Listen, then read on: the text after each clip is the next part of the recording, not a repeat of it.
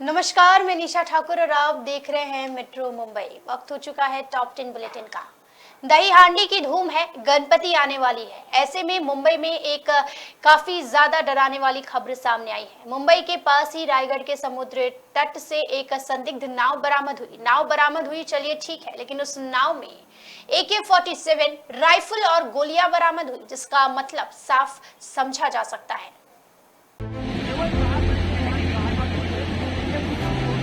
महाराष्ट्र के रायगढ़ जिले में एक नाव बरामद हुई है। महाराष्ट्र के रायगढ़ में दो संदिग्ध नावों में मिली एक AK-47 कई सवाल खड़ा करती है। AK-47 मिलने के बाद पुलिस ने हाई अलर्ट घोषित कर दिया है। मामला सामने आने के बाद 26/11 जैसे आतंकी हमले की साजिश की चर्चा होने लगी है। दरअसल 26 नवंबर 2008 को मुंबई में हुए आतंकी हमले में नाव के जरिए ही दहशतगर्द शहर में घुसे थे।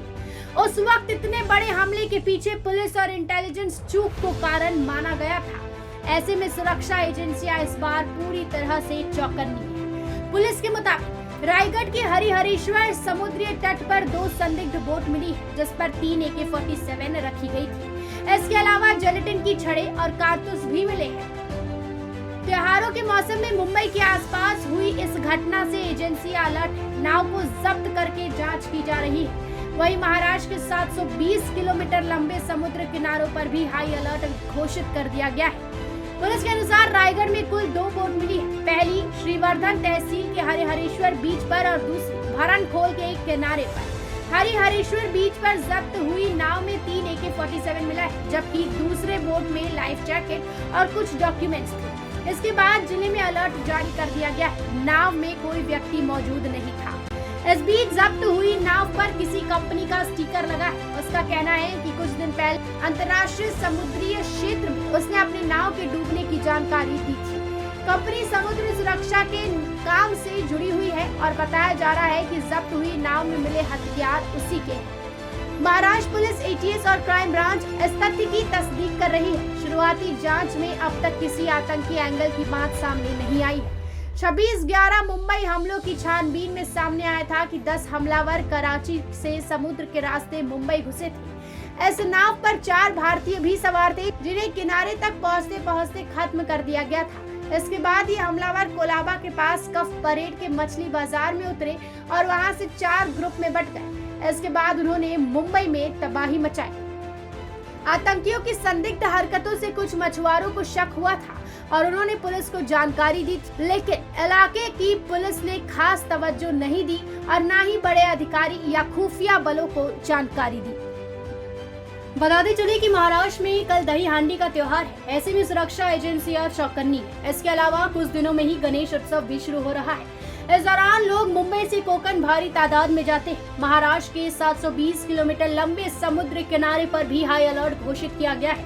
सुरक्षा एजेंसियां ये भी पता लगाने की कोशिश कर रही है कि कहीं त्योहार में किसी आतंकी वारदात को अंजाम देने की साजिश तो नहीं रची जा रही थी। Bureau report, metro Mumbai. तो 2 साल बाद मुंबई में दही हांडी की धूम। गोविंदाए पूरी तरीके से शोर मचाने के लिए अब तैयार है। शोर मच गया, शोर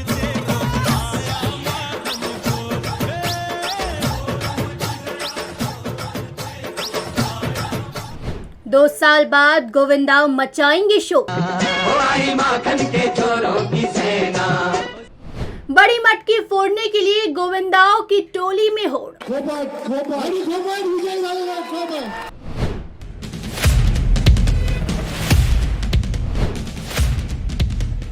2 साल बाद मुंबई की सड़कों पर धूम मचाने के लिए गोविंदाओं की टोली तैयार है। लॉकडाउन के समय दही हांडी मनाने के लिए गोविंदाओं ने बहुत संघर्ष किया, लेकिन सरकार ने पाबंदियां नहीं हटाई। खैर, अनलॉक होने के बाद गोविंदा पूरी तरह तैयार है। अब शहर शहर वही पुराने जोश के साथ दही हांडी मनाई जाएगी। मुंबई, ठाणे, पुणे, पालघर में मटकी तोड़ने की होड़ मचेगी। चांदी की डाल पर सोने का मोर, सोने का मोर, टाक टाक टाक करे नीचे का। यही वो लम्हा है जिसे देखने के लिए पिछले 2 सालों से मुंबई सहित पूरे महाराष्ट्र की आंखें तरस गई। यही वो पल है जिसे देखने का सब बेसब्री से इंतजार कर रहे थे। वर्ल्ड रिकॉर्ड टूटेगा, फिर गोविंदाओं का हौसला बढ़ाते मुंबई कर नजर आएंगे। कोई 4 थर लगाएगा तो कोई 6, कोई 8 थर लगाएगा तो कोई 10 थर लगाकर वर्ल्ड रिकॉर्ड बनाएगा।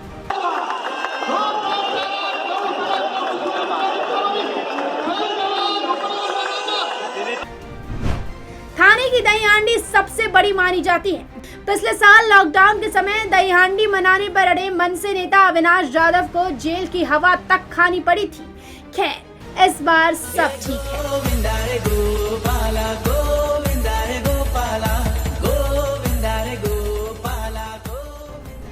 मुंबईकरों की नजर इस बार शिवसेना भवन के बाहर भी रहेगी, क्योंकि यहाँ शिवसेना की निष्ठा दही हांडी होगी। वहीं मुंबई के जंबोरी ग्राउंड पर दही हांडी को लेकर भाजपा शिवसेना आमने सामने है। वर्ली आदित्य ठाकरे का मतदान क्षेत्र है, लेकिन यहाँ पर इस बार भाजपा भी अपनी मटकी लगाएगी, यानी दही हांडी की जोश के साथ राजनीतिक मटकी भी फूटेगी। मुंबई के वडाला और घाटकोपर की दही हांडी पर भी लोगों की नजर रहेगी। जो सबसे लंबी मटकी फोड़ेगा उसे उतना बड़ा इनाम मिलेगा। एक बार फिर मुंबईकर गोविंदा की गानों पर झूम उठेंगे।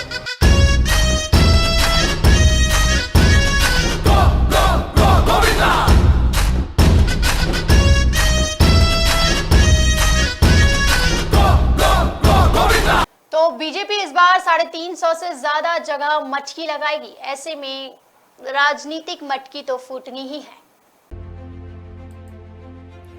बीएमसी चुनाव से पहले बीजेपी शुक्रवार को पूरे मुंबई में दही हांडी के 370 कार्यक्रमों का आयोजन करेगी। वहीं दूसरी तरफ शिवसेना ने शिवाजी पार्क के पास शिवसेना भवन के जंक्शन पर निष्ठा दही हांडी का आयोजन किया है। शिवसेना ने ये कदम एक हफ्ते से भी कम समय में उठाया है। दरअसल बीजेपी ने वर्ली के जंबोरी मैदान पर बड़े पैमाने पर दही हांडी आयोजित करने की योजना बनाई है। गौरतलब है कि यहाँ शिवसेना ने 2019 तक त्योहार का आयोजन किया था। इसी के साथ बता दें कि दक्षिण मुंबई में वर्ली शिवसेना विधायक आदित्य ठाकरे का निर्वाचन क्षेत्र भी है। इतना ही नहीं, बीजेपी ने मुंबई के 355 मंडलों से भी संपर्क किया है और 20,000 गोविंदाओं का 10 लाख रुपए का बीमा भी किया है। गौरतलब है कि ये पहली बार है जब पार्टी शहर में इतने बड़े पैमाने पर कार्यक्रम का आयोजन कर रही है, जो परंपरागत रूप से शिवसेना से जुड़ा रहा है। वहीं राजनीतिक विश्लेषकों के अनुसार पार्टी मुंबई में शिवसेना के गढ़ वाले क्षेत्रों जैसे परेड, वर्ली, लालबाग, दादर, गिरगांव में घुसने की कोशिश में है। एक रिपोर्ट के मुताबिक शहर के राजनीतिक विश्लेषक संजय पाटिल ने कहा, 1960-70 के दशक से शिवसेना स्थानीय स्तर पर दही हांडी, दिवाली और गणपति जैसे त्योहारों को मनाकर समुदाय में प्रवेश करने में कामयाब रही है। इससे शिवसेना को खुद को एक ऐसी पार्टी के रूप में पेश करने में मदद मिली जो स्थानीय संस्कृति को महत्व देती है। इस तरह के कार्यक्रम मध्य मुंबई में लोकप्रिय है। बता दें कि मुंबई भर में कई शिवसेना शाखाएं स्थानीय स्तर पर दही हांडी उत्सव का आयोजन कर रही है। जैसे कि दक्षिण मुंबई के कोलाबा में शाखा संख्या 225 दक्षिण मुंबई में बड़े पैमाने पर दही हांडी के आयोजन की अपनी परंपरा को जारी रखेगी। तो वही थाने में 2 दही हांडी कार्यक्रम भी आकर्षण का केंद्र रहेंगे। एक मुख्यमंत्री एकनाथ शिंदे के बेटे और सांसद श्रीकांत शिंदे द्वारा टेम्बी नाके में आयोजित किया जा रहा है और दूसरा सांसद राजन विचारे जो ठाकरे परिवार के वफादार है द्वारा जंभाली नाका में आयोजित किया जाएगा। Bureau report, metro Mumbai.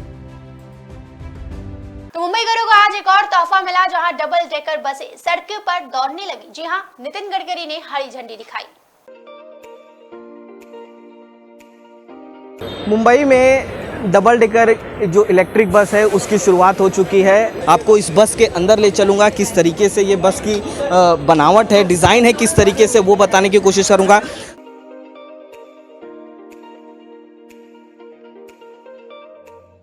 Mumbai में डबल डेकर जो इलेक्ट्रिक बस है उसकी शुरुआत हो चुकी है। आपको बता दें ये नई सौगात है मुंबईकरों के लिए। बस की आप डिज़ाइन देख के ही पता लगा सकते हैं कि किस तरीके से ये बस होगी। ये फ्री पोल्यूशन कंट्रोल की बस है और आपको बता दें ये कहीं ना कहीं एक लंदन की तरह से ही मुंबई में इस तरीके की सौगात की गई है। आपको इस बस के अंदर ले चलूँगा, किस तरीके से ये बस की बनावट है, डिज़ाइन है, किस तरीके से वो बताने की कोशिश करूँगा। 70 से 90 आपको बता दें जो ये पूरी सीट आप देख रहे होंगे, जो सीट है 70 से 90 की जो लोग हैं यहाँ पे वो बैठ सकते हैं। और इसके साथ में जो है चार्जर की जो है वो सुविधा दी गई है। यहाँ पर जो है जो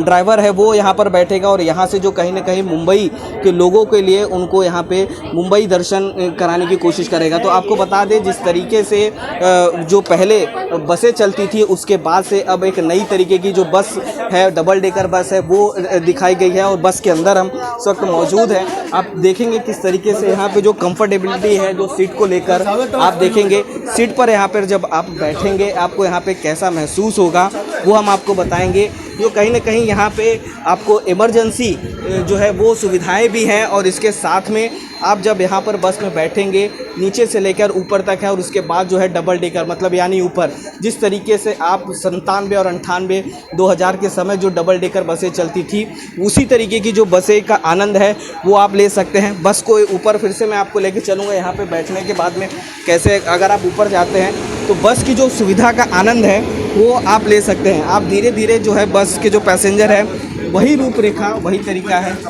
वही डिज़ाइन है। और यहाँ पर जब आप आते हैं ऊपर तो ऊपर आने के बाद आपको एक व्यू मिलेगा, क्योंकि जब पैसेंजर यहाँ पे बैठेंगे नरीमन पॉइंट से लेकर आप सांता क्रूज से लेकर कुर्ला की ओर जब जाएंगे तो आपको ये आनंद ऊपरी डबल डेकर का व्यू से आप यहाँ बैठेंगे तो वो कहीं ना कहीं आनंद आपको मिलेगा। तो इसी प्रकार से ये जो बस है कुछ ही दिनों बाद यानी लगभग 2 महीने बाद से ये शुरू हो जाएगी। 200 से करीब बसें जो हैं वो मुंबई में चलानी है। इसके फेयर की बात करें, अभी फेयर जो है 6 रुपये के करीब बताई जा रही है।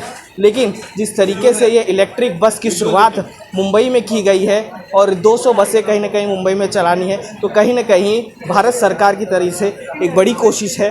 और ये कहीं ना कहीं कोशिश जो है अब आने वाले समय में भारत का भविष्य भी निर्धारित करती नज़र आएगी और मुंबई करों के लिए एक बड़ी सुविधा भी देने की कोशिश करेगी। मुंबई से राहुल शुक्ला, मेट्रो मुंबई न्यूज़। तो कल्याण स्टेशन से सरेआम सुबह 4 बजे एक बच्चे की चोरी हो गई। घटना सीसीटीवी में कैद हुई है। देखिए किस तरीके से बच्चे को उठा ले गया चोर। इस सीसीटीवी फुटेज को ध्यान से देखिए। ये सीसीटीवी फुटेज आपके होश उड़ा सकती है। देखिए किस तरीके से प्लेटफॉर्म पर रात के वक्त सब सो रहे हैं। सुबह के 4:02 हो रहे हैं। उसी वक्त एक व्यक्ति आता है और एक बच्चे को उठा ले जाता है। ये वीडियो है कल्याण स्टेशन का। दरअसल रेलवे स्टेशन के प्लेटफॉर्म से महज 7 घंटे में 2.5 साल के बच्चे का अपहरण करने वाले 2 आरोपियों को कल्याण रेलवे पुलिस ने गिरफ्तार कर लिया है। आरोपी में एक महिला भी शामिल है। गिरफ्तार आरोपियों के नाम अमित शिंदे और पूजा मुंडे हैं। अपहरण की सभी घटनाएं सीसीटीवी में कैद हो गई। सीसीटीवी फुटेज के आधार पर दोनों को थाना क्षेत्र समेत आसपास के इलाके में तलाशी लेने के बाद उल्लासनगर की मलिन बस्तियों से गिरफ्तार किया गया। इस बीच पुलिस के मन में काफी ज्यादा सवाल थे कि क्या ये दोनों ने पहली बार ऐसा किया है या फिर ये लोग और कितने बच्चों को लेकर भागे हैं। क्या उन्होंने पहले भी ऐसा किया है? क्या बच्चे चोरी करने वाले रैकेट में ये शामिल है? पुलिस इसकी जांच फिलहाल कर रही है।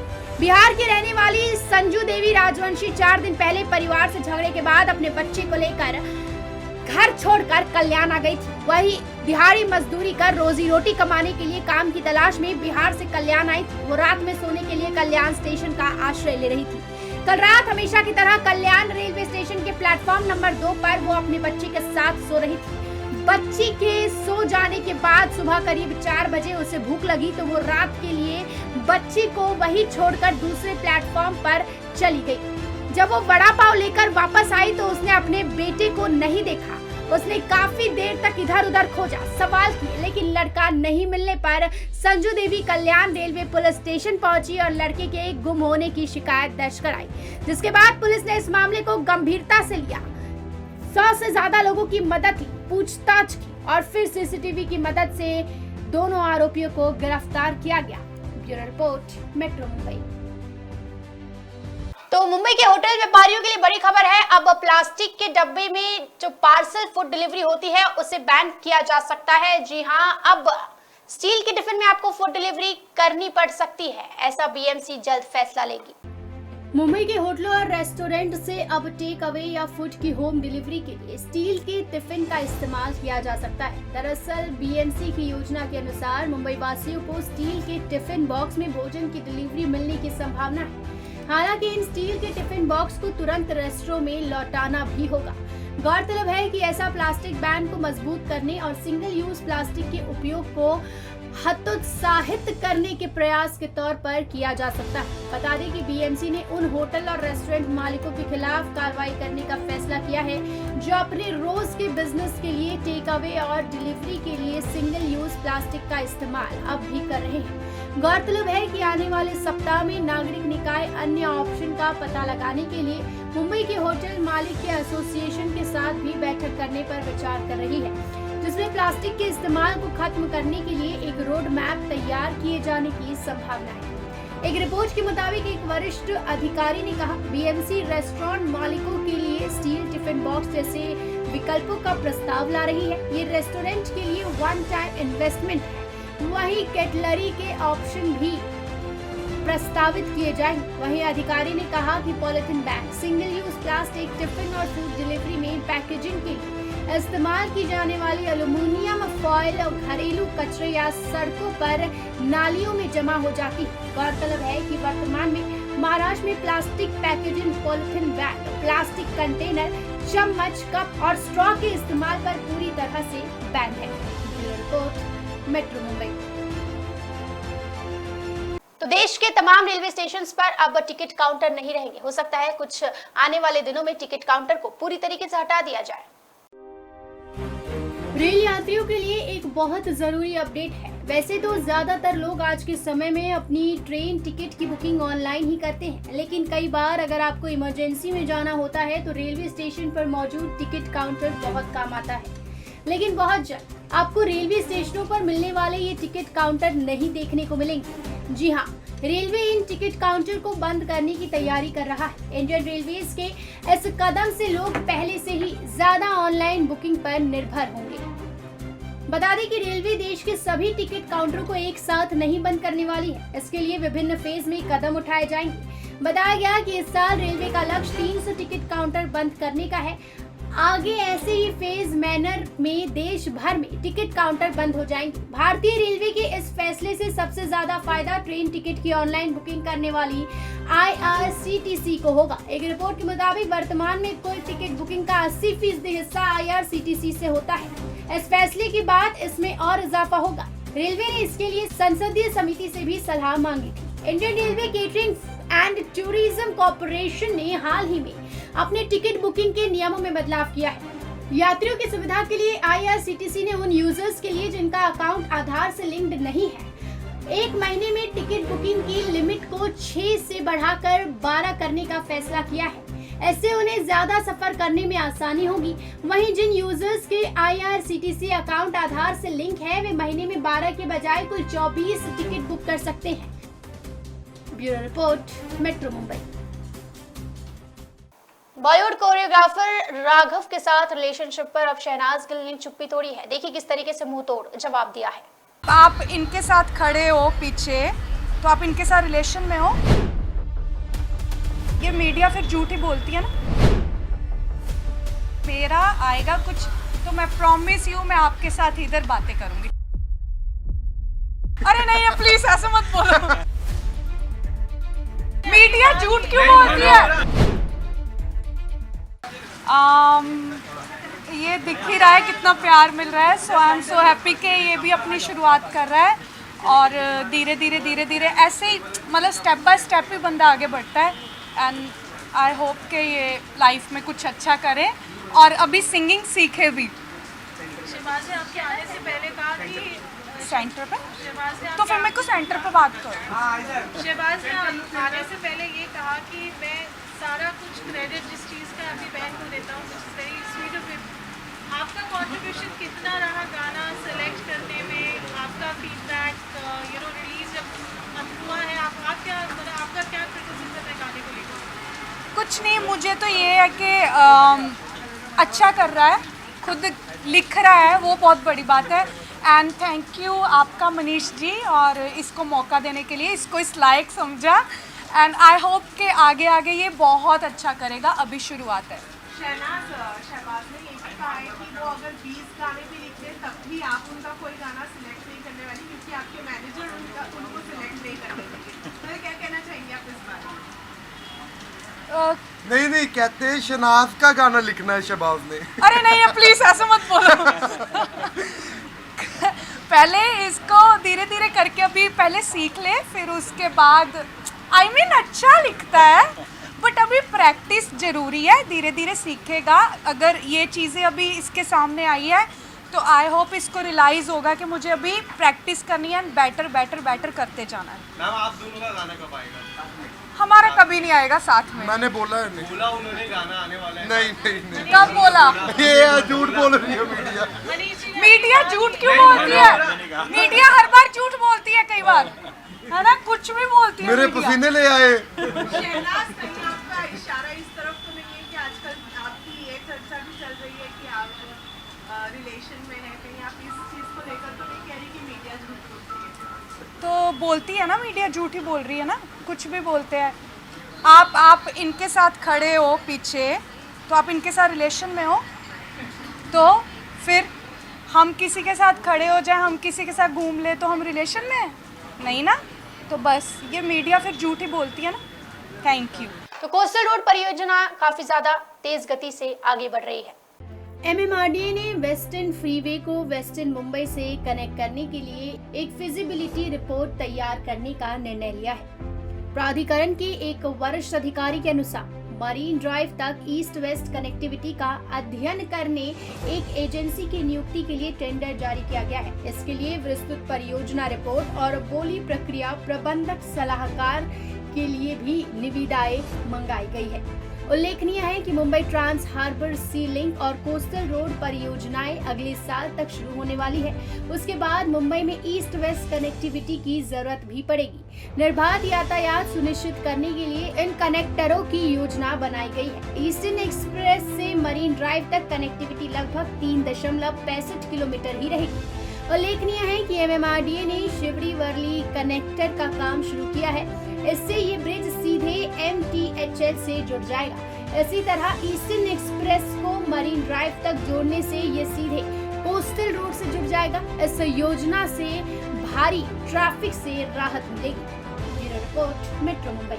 तो बुलेट ट्रेन पर क्या अपडेट है, जानिए इस रिपोर्ट में। देश भर में लोग बुलेट ट्रेन का बेसब्री से इंतजार कर रहे हैं। बुलेट ट्रेन का कितना काम पूरा हुआ है और कितना बाकी है, इसको लेकर रेल मंत्रालय ने ट्वीट करके प्रोग्रेस रिपोर्ट शेयर की है। इस रिपोर्ट में बताया गया है कि किस राज्य में कितनी जमीन का अधिग्रहण हो चुका है। रेल मंत्रालय के ट्वीट के मुताबिक गुजरात में 98.8%, दादर नगर हवेली में 100% और महाराष्ट्र में 75.25% भूमि अधिग्रहित हो चुकी है। वहीं वर्क प्रोग्रेस की बात करें तो 162 किलोमीटर पाइलिंग का काम पूरा हो चुका है, जबकि 79.2 किलोमीटर तक का पियर वर्क भी कंप्लीट हो चुका है। इसके अलावा साबरमती में पैसेंजर टर्मिनल हब का काम लगभग पूरा होने को है। बता दें कि पहले चरण में बुलेट ट्रेन का रूट 508.17 किलोमीटर लंबा है, जो कि महाराष्ट्र में मुंबई थाने और पालघर से होकर गुजरेगा। गुजरात में वलसाड, नवसारी, सूरत, भारूच, वडोदरा, आनंद खेड़ा और अहमदाबाद से होकर गुजरेगा।